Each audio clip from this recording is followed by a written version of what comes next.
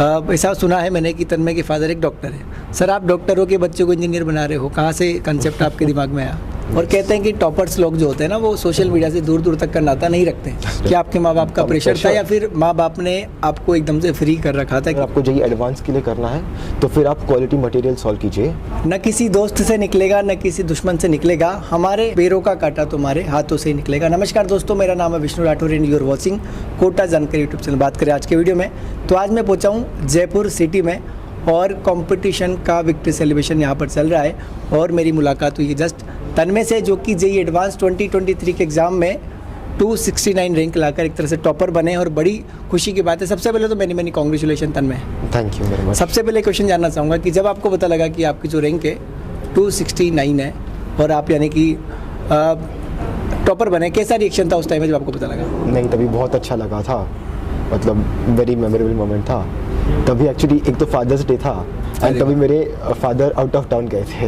Okay. तो जब आपको पता लगा कि आपकी ये रैंक है, ठीक है, तो आपके माँ बाप का क्या रिएक्शन था? ये काइंड ऑफ फिर लाइक फादर्स डे गिफ्ट था मेरे पेरेंट्स के लिए, फादर के लिए, एंड वो भी बड़े खुश थे, बहुत अच्छा लगा। अच्छा, ठीक है। आपकी रैंक, आप टॉपर बन चुके हैं, ठीक है, एडवांस आपने क्लियर कर लिया है। बात करें कंपटीशन की, तो कंपटीशन को ज्वाइन करने का विचार कहाँ से आया? क्योंकि आप जयपुर में कंपटीशन आपने ज्वाइन की और इंडिया में कई तरह के इंस्टीट्यूट है अलग अलग शहरों में, लेकिन आपने फिर भी जयपुर में कंपटीशन को चूज़ किया। What is the reason of it? नहीं, कंपटीशन के यूट्यूब पे बहुत सारे फ्री लेक्चर्स थे पहले से, तो मैंने वो उनका मटेरियल देखा था और मुझे बड़ा अच्छा लगा था। मुझे मोहित सर और एवीजे सर का स्पेशली स्टाइल बहुत अच्छा लगा था टीचिंग का, एंड मेरे को वाइब हो रहा था अच्छे से। तो फिर जेईई मेंस के बाद मैंने उनका कैट्स कोर्स ले लिया था। कहते हैं कि जेईई और नीट जब भी कोई बच्चा प्रिपरेशन करता है तो उसके माँ बाप का बड़ा प्रेशर होता है। यस। क्या आपके माँ बाप का प्रेशर था या फिर माँ बाप ने आपको एकदम से फ्री कर रखा था कि आप जितना मेहनत करना चाहे कर सकते हैं, रिजल्ट की कोई टेंशन नहीं है? नहीं, प्रेशर ज़्यादा, माँ बाप का सपोर्ट बहुत रहता है, तो सपोर्टिंग पेरेंट्स अगर रहेंगे तो डेफिनेटली बहुत हेल्प होता है। मैं कहूँगा कि मेरे से ज़्यादा, मेरे को पता है कि मेरे से ज़्यादा मेहनत तो मेरे पेरेंट्स ने किया मेरे जर्नी में, तो उनके लिए आई एम वेरी ग्रेटफुल। अच्छा, ठीक है। ये बताइए, आपका 24/7 का जो शेड्यूल रहता था, टाइम टेबल जिसको कहते हैं, वो किस टाइप से रहता था? यानी कि कब आप सोते थे, फिर उठते थे, फिर कोचिंग जाना, फिर घर आना, फिर रेस्ट करना, खाना पीना, इस टाइप से 24/7 की स्टडी, जिसमें सेल्फ स्टडी का टाइमिंग भी आ गया? नहीं, तो स्टार्टिंग में तो फिर हमारे कोचिंग के लेक्चर्स हुआ करते थे। ओके। तो फिर कोचिंग के लेक्चर्स शाम तक चलते थे, फिर शाम में वापस घर आने पे सेल्फ स्टडी करता था मैं, मतलब लंच कोचिंग में ही हो जाता था। घर आने के बाद थोड़े स्नैक्स और फिर पढ़ाई, और पढ़ाई मैं एक घंटे के सेशंस में करता था, ताकि सेशंस के बीच में फिर थोड़ा ब्रेक लेके 5-10 मिनट का। लगभग कितने घंटे की सेल्फ स्टडी हो जाती थी उस टाइम? 4 से 6 घंटे की सेल्फ स्टडी। 4 से 6 घंटे, यानी कि 4 से 6 घंटे दी अच्छे से सेल्फ स्टडी कर लिया है तो हाँ, सिलेक्शन ही नहीं, रैंक भी पक्की है। मतलब हाँ, कोचिंग में अच्छे से ध्यान देना था और फिर खुद मटेरियल अच्छे से सॉल्व करो, कॉन्सेप्ट्स पे ध्यान दो और फिर हो जाएगा। कहते हैं कि आज की दुनिया में सबसे बड़ा डिस्ट्रैक्शन का जो रीज़न होता है सोशल मीडिया, और कहते हैं कि टॉपर्स लोग जो होते हैं ना, वो सोशल मीडिया से दूर दूर तक का नाता नहीं रखते हैं। क्या आप भी सोशल मीडिया का यूज़ करते थे, या फिर करते थे तो लिमिट में करते थे, या फिर बिल्कुल दूरी बना के रखते थे? क्या कुछ कहना चाहते हैं? और नहीं, मैं व्हाट्सएप यूज़ करता था, लेकिन उसके अलावा ज़्यादा सोशल मीडिया नहीं था। तो क्या सोशल मीडिया को यदि लिमिट में यूज़ किया जाए तो कोई दिक्कत नहीं होती? क्या लगता है आपको? हाँ, मतलब अगर आप खुद को कंट्रोल कर पा रहे हैं तो फिर अच्छा है, अगर कंट्रोल नहीं हो रहा तो फिर डिलीट ही करते तो वही बेस्ट है। अच्छा, अपनी सफलता का क्रेडिट आप किसे देना चाहेंगे? माँ बाप को, टीचर को, पेरेंट्स को, या किसी और को, या सबको? नहीं, सबको, लेकिन स्पेशली मेरे अच्छे टीचर्स को और मेरे मम्मी को स्पेशली। पेरेंट्स को तो ऑफकोर्स, लेकिन मम्मी को स्पेशली, उन्होंने सबसे ज़्यादा मेहनत की है मेरे लिए। अच्छा, ओके। अब आप टॉपर बन चुके हैं, आपने इतिहास भी रच दिया एक तरह से ना, तो ये जानना चाहूँगा कि आने वाले जो स्टूडेंट्स हैं उनके लिए क्या कुछ मैसेज देना चाहते हैं? क्योंकि आपकी गाइडेंस उनके लिए बहुत ज़्यादा इंपॉर्टेंट हो सकती है। यदि आप एक अच्छी गाइडेंस उन्हें प्रोवाइड करना चाहते हैं तो कि किस प्रकार से वो पढ़ सकते हैं और किस प्रकार का माइंडसेट लेके वो चल सकते हैं? गाइडेंस तो फिर मैं गेस मैं इतना कह सकता हूँ कि अगर आपको जेईई मेंस के लिए प्रिपेयर करना है तो उसके लिए इम्पोर्टेंट है कि आप पूरा सिलेबस ढंग से कंप्लीट कर लो, और पास्ट पेपर्स जितने सॉल्व कर सको, पास्ट ईयर क्वेश्चंस, वो जेईई मेंस के लिए सबसे अच्छा होगा, क्योंकि बहुत बार क्वेश्चंस रिपीट भी होते रहते हैं। तो जेई मेंस के लिए वो सबसे बेस्ट है। एंड अगर आपको जेई एडवांस के लिए करना है तो फिर आप क्वालिटी मटेरियल सॉल्व कीजिए।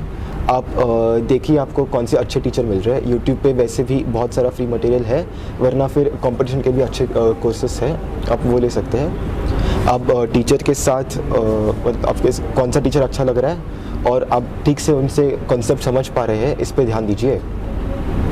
और उसके बाद क्वेश्चन सॉल्विंग, क्वालिटी क्वेश्चंस कीजिए, वो मैं इम्पोर्टेंट है कहूँगा। आपकी कहने का मेन फोकस ये है कि मतलब क्वालिटी क्वेश्चन पर ध्यान देंगे तो मतलब बहुत अच्छा अपन कर सकते हैं। ओके, हमारे साथ तन्मय के फादर भी है और कहते हैं कि ऐसा सुना है मैंने कि तन्मय के फादर एक डॉक्टर है। सर, आप डॉक्टर हो के बच्चों को इंजीनियर बना रहे हो, कहाँ से कंसेप्ट आपके दिमाग में आया? मैं तो डॉक्टर हूँ और मैं चाहता था ये भी डॉक्टर बने, तो 10th तक मैंने इसको बायोलॉजी कंपलसरी कराया। तो इसको बायोलॉजी छोड़ने का मौका था 10वीं में, इसका आईजी स्कूल था, तो लेकिन मैंने बोला 10वीं तो करनी है भैया। तो ही टुक सेट मैं बायोलॉजी करूँगा एक ही शर्त पे कि 11th से नहीं लूँगा। तो तभी से उसने छोड़ दिया। फिर मैंने बोला वो वीरू सहस्त्रबुद्धे नहीं बनना है, जो बन जाए बनने दो इनको वो अच्छी बात है, ना अपना फोर्स करे तो कोई बड़ी बात नहीं है। और इसका intelligence was towards maths and science, so it's not too bad. And हमारे फैमिली में फर्स्ट आईआईटी क्रैक कर चुका है, तो he has made me proud already. Okay sir, last question पूछना चाहूँगा, जब पेरेंट्स क्या कुछ गाइडेंस आप बच्चों को देना चाहते हैं, जो बच्चे आईआईटी के लिए फाइट करना चाहते हैं या फिर नीट के लिए करना चाहते हैं, जब पेरेंट्स किस प्रकार से पेरेंट्स को बच्चों को ट्रीट करना चाहिए और बच्चों को किस प्रकार का माइंडसेट बना के रखना चाहिए? सबसे पहले तो बच्चे को इंक्लिनेशन है या नहीं वो कंफर्म कर लो। आपका जैसे मैंने बोला कि आपको आईआईटी करो करो करो नहीं चलता, अगर उसके पास एप्टीट्यूड नहीं है, forget it, shift him right away. अगर एटीट्यूड एक बार है, then you select the class as per your choice, both offline and online, क्योंकि हर कोई जयपुर तो नहीं आ सकेगा, तो ऑनलाइन पे भी क्लासेस रहते हैं। एंड सेकेंड, बच्चे को आपकी तरफ से proper nutrition, proper sleep and social activity जैसे बोले उस पर ध्यान रखना है कि we have to tell him stay away from social media, और उसके लिए खुद को भी उनसे दूर रखना चाहिए। In fact during his main times we have also not watched TV or anything, we are kept away from cricket and everything, so that there is no disturbance for him। बड़ा रूम है, उनको अलग रूम मिल रहा है तो बात अलग है, बट आजकल खोलियाँ स्पेशली बॉम्बे में बहुत छोटी होती है। सो आप टीवी देख रहे हो और वो चाहते हो कि आप वो नहीं देखे, ऐसे नहीं होगा। तो आपको आपका खुद को भी आपको सोशल मीडिया कम करना है। You set an example for your child and be available for him when ever he और शी रिक्वायर्स यू। सिर्फ पढ़ाई पढ़ाई पढ़ाई नहीं, थोड़ा बहुत ब्रेक ज़रूरी है, तो छोटे मोटे फैमिली आउटिंग्स पे लेके जाना है एंड एंजॉय। तो आई होप ये इंटरव्यू काफ़ी इंपॉर्टेंट आप लोगों के लिए रहा होगा। और again many congratulation Tanmay, sir thank you so much, इतना वैल्यूएबल टाइम आपने हमें दिया उसके लिए।